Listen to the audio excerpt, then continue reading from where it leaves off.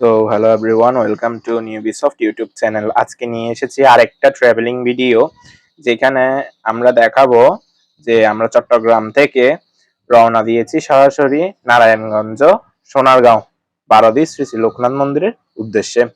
তো আশা করি দেখতেই পাচ্ছেন রাস্তাঘাট প্রায় অনেকটা অন্ধকার, আকাশেও খুব একটা সূর্যের দেখা নেই। এর মূল কারণ হচ্ছে আমরা রওনা দিয়েছি ঠিক ভোর 5টা 15 মিনিট নাগাদ। তো এখন আমরা রয়েছি জামাল খান রোডের উপর, অর্থাৎ আমরা জামাল খান রোডে ধরেই আশকার দিঘির পাড়ের ঠিক আগে যে ভেগাস রোডটা গিয়েছে সেখান দিয়েই আমরা টার্ন করে ঢাকা চট্টগ্রাম মহাসড়কের উদ্দেশ্যে রওনা দিচ্ছি। তো হাওয়েভার একে তো তীর্থযাত্রাও হলো, অন্যদিকে আমাদের একটা ট্রাভেলিংও হলো, এক্সপ্লোর করা। তো এখন আমরা রয়েছি আর নিজাম রোড অর্থাৎ মহাশ্মশান কালী মন্দিরের সামনে দিয়ে চলে যাচ্ছি সরাসরি একটা পোল বা ব্রিজের জন্য। এই ব্রিজটা ধরেই আমরা সরাসরি ঢাকা চট্টগ্রাম মহাসড়কে পৌঁছে যাব এবং আমাদের সময় খুবই কম লাগবে। দেখতেই পাচ্ছেন আকাশ কিছুটা মেঘাচ্ছন্ন আছে, আবার খুব একটা সূর্যোদয়ও এখনো হয়নি, কারণ ভোরবেলা বলে কথা।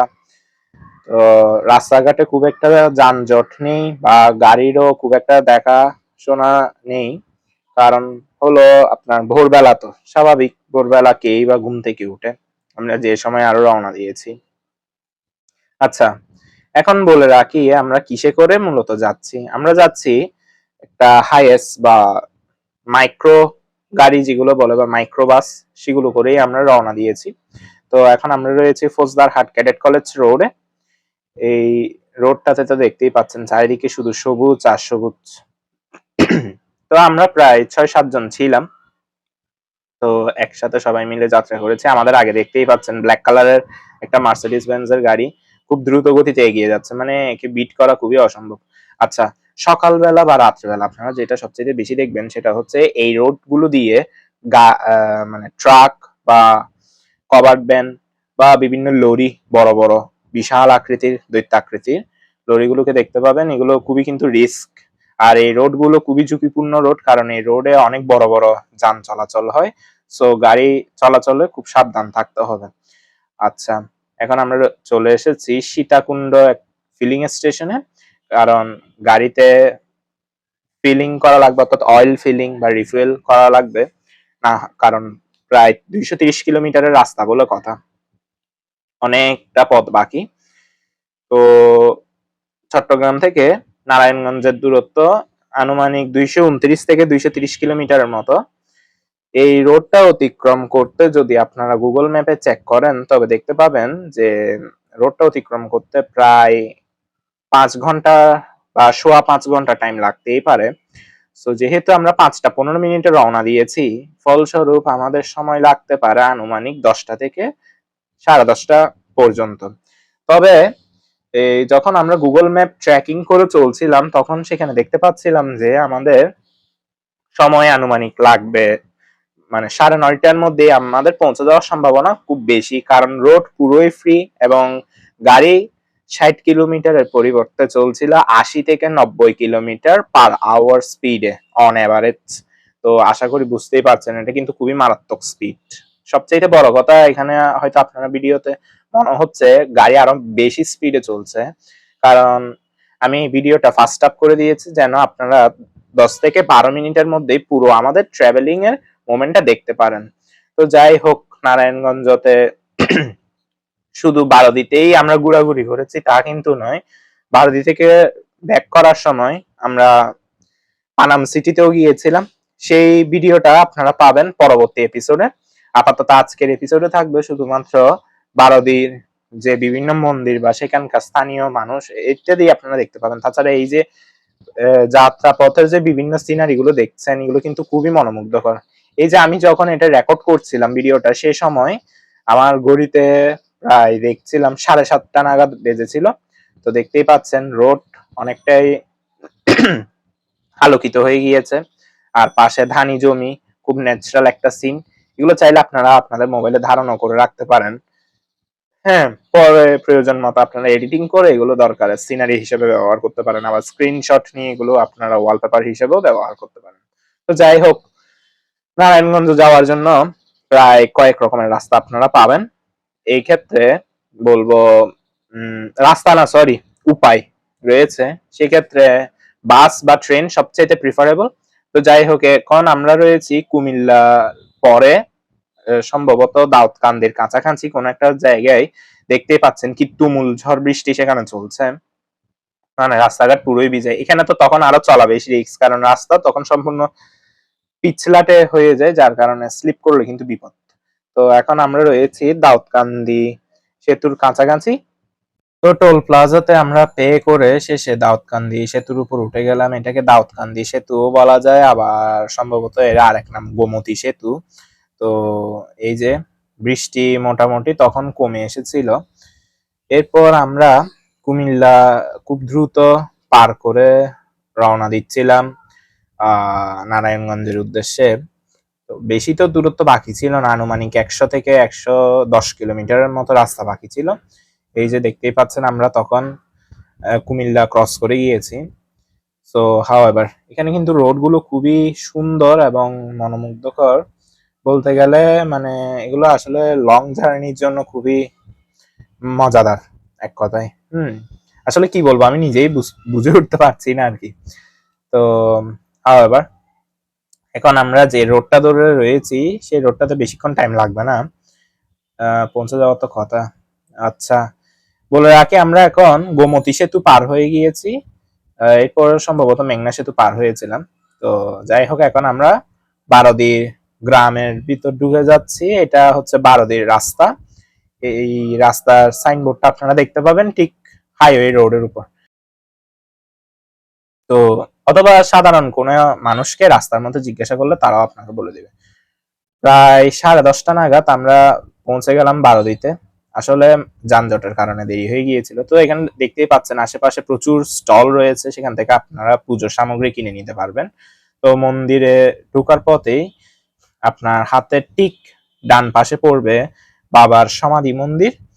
আচ্ছা, এই সমাধি মন্দিরে আপনার মানে বাবাকে সমাধিস্থ করা হয়েছিল, অর্থাৎ বাবার সেই চিতাটি রয়েছে এই যে বিগ্রহের নিচে।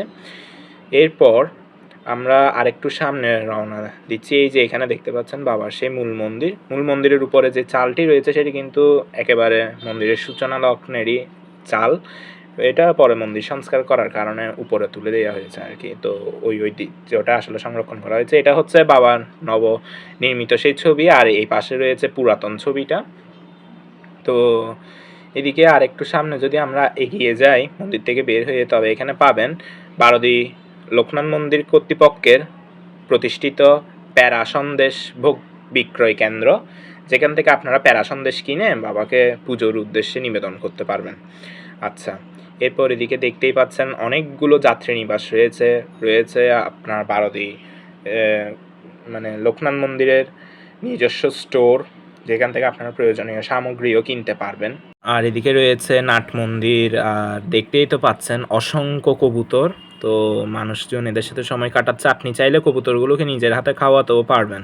আচ্ছা, সেই বিষয়ে আমি পরে বলছি। এদিকে একটু দেখিয়ে দিই, এটা হচ্ছে লোকনাথ মন্দিরের সেই পুকুর। এখানে বাবা ভোলানাথের একটি বিগ্রহ প্রতিষ্ঠিত রয়েছে ঠিক পুকুরের মাঝ বরাবর। আচ্ছা, এটা হচ্ছে নাট মন্দির।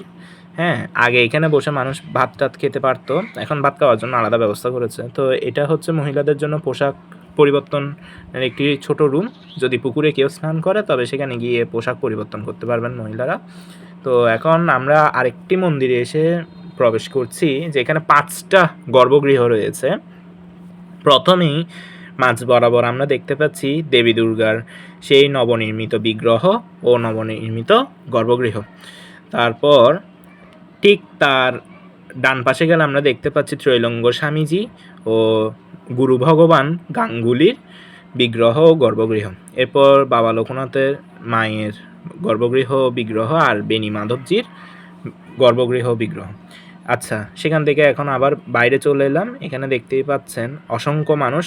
বলে রাখা ভালো, এখানে শুধুমাত্র হিন্দুরা নয়, কিন্তু এখানে মুসলিম সহ বিভিন্ন জাতি সম্প্রদায়ের মানুষেরা এসে বাবার দর্শন করেন। এখানে কোনো বর্ণ ধর্ম জাতি ভেদাভেদ নেই। আপনারা চাইলে এখান থেকে মাটি সংগ্রহ করে নিয়ে যেতে পারেন বাসায়, এগুলো পবিত্র মাটি, চাইলে একটু একটু খেতেও পারেন। প্রসাদের সাথে। তো যাই হোক, এটা হচ্ছে বারোদি লোকনাথ মন্দিরের গোশালা। এখান থেকে প্রতিদিন খাঁটি গরুর দুধ সংগ্রহ করে তারপর সেখান থেকে প্যাড়া তৈরি করা হয় আর কি।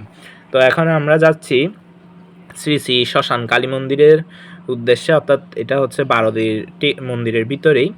আচ্ছা, ওখানে প্রবেশ করার সময় ঠিক দেখতেই পাচ্ছেন একটা পেয়ারা গাছ, মানে পেয়ারাগুলো দেখতে অনেকটা লেবুর মতন, হ্যাঁ, পাতি লেবু যেগুলো বলে, বা ছোট ছোট লেবু। তো এখন আমরা শ্মশানে প্রবেশ করে গিয়েছি, দেখতেই পাচ্ছেন খুবই নিরিবিলি পরিবেশ এবং শান্ত একটা জায়গা।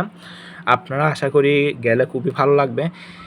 তো এই যে এখানে এটা হচ্ছে আপনার মানে কি বলবো, স্নানঘর বা শ্মশানে যে স্নানঘর রয়েছে, অর্থাৎ শবদেহ এখানে স্নান করানো হয় আর কি।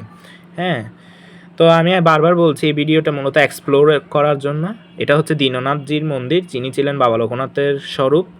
হ্যাঁ, আর এদিকেও কিছু ছোট ছোট নান মন্দির রয়েছে, দেখতে পাচ্ছেন, এদিকে তুলসী বৃক্ষ রয়েছে।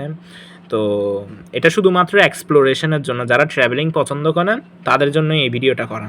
এটা হচ্ছে শ্রী শ্রী শ্মশান কালীমায়ের বিগ্রহ ও মন্দির।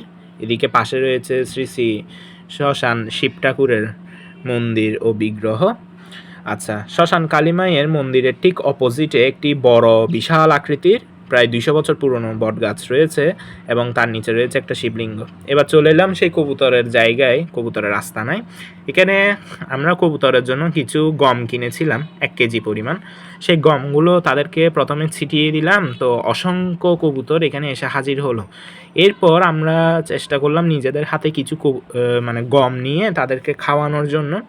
তো দেখতেই পাচ্ছি কবুতরগুলো আমাদের হাতের কাছে এসে মানে খেতে চাইছে। এই আরেকটা কবুতরকে দেখবেন এখন, এই দেখুন, মানে এটা আমার হাত থেকে মনে হচ্ছিল যেন গমটা ছিনিয়ে নিতে চেয়েছিল, মানে আমার হাতের উপরও বসেছিল, একটুর জন্য পিছলে পড়ে গেল আর কি। তো যাই হোক, এরপর নিজের হাতে খাওয়ানোর চেষ্টা করলাম মা দিদা সহ মিলে। তো দেখছি কবুতরগুলো খাই কিনা। প্রথমে ভয় লাগছিল, কারণ হাতে যদি ঠোকর মারে অথবা যদি খুব জোরে আঘাত করে, কিন্তু না, দেখছি তারা মানে কোনো প্রকার দ্বিধাদ্বন্দ্ব ছাড়াই আস্তে আস্তে ভয় কাটিয়ে মানে আমার হাতের কাছে এসে তারা খাচ্ছিল। তো এই আর কি। সিরিয়াসলি আমার নিজেরই খুব ভালো লাগছিল যখন মানে কবুতরগুলোকে খাওয়াচ্ছিলাম।